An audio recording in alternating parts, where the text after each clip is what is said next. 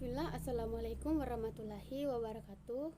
Perkenalkan, nama saya Anissa Kaulan. Di sini saya akan menjelaskan mengenai kekurangan gizi. Kita langsung saja.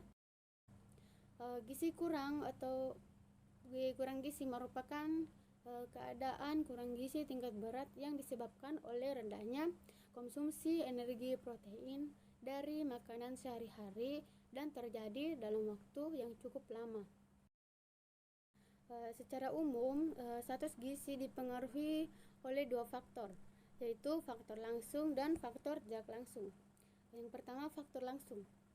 Terdapat dua yang mempengaruhi status gizi secara langsung, yaitu asupan nutrisi dan infeksi suatu penyakit. Asupan nutrisi sangat mempengaruhi status gizi apabila tubuh memperoleh asupan nutrisi yang dibutuhkan secara optimal, maka pertumbuhan fisik, perkembangan otak, kemampuan kerja dan kesehatan akan berlangsung maksimal, sehingga status gizi pun akan optimal.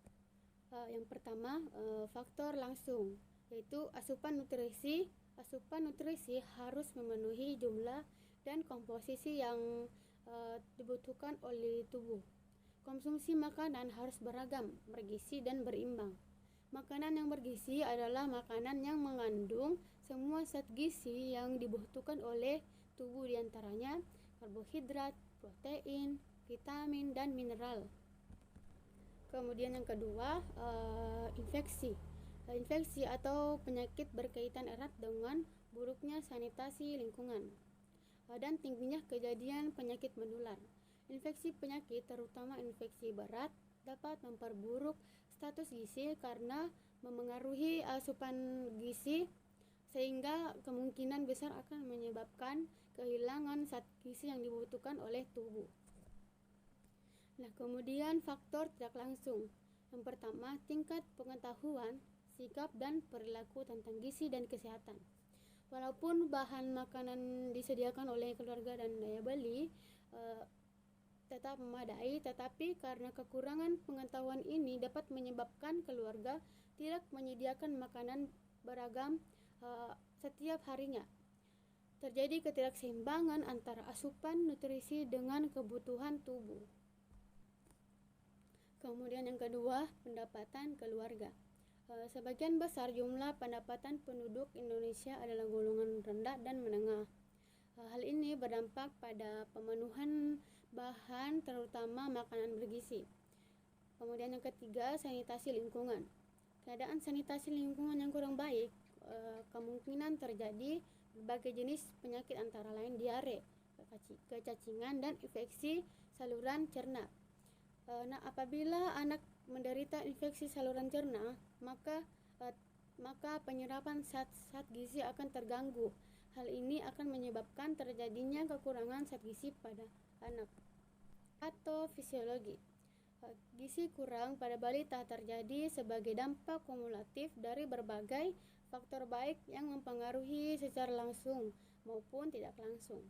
Faktor yang berpengaruh langsung terhadap status gizi balita diantaranya asupan nutrisi yang tidak tercukupi, adanya infeksi. Kemudian kita masuk ke defisit nutrisi pada balita gizi kurang. Yang pertama, definisi defisit nutrisi.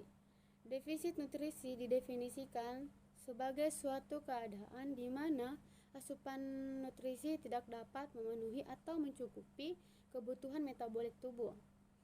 Balita dikatakan mengalami defisit nutrisi apabila mengalami penurunan berat badan minimal 10% atau lebih dari berat badan ideal. Kemudian yang kedua, dampak defisit nutrisi. Dampak dari defisit nutrisi yang paling buruk adalah kemungkinan pengaruh pada pertumbuhan otak, dan dilaporkan bahwa pertumbuhan otak dan perkembangan intelektual paling terganggu apabila defisit nutrisi terjadi pada masa pertumbuhan maksimum. Suatu gizi yang buruk akan berpengaruh terhadap pencapaian potensi fisik yang memaksimalkan, sehingga akan berdampak pada pertumbuhan dan perkembangan hingga anak dewasa. Itulah tadi pemaparan materi dari saya.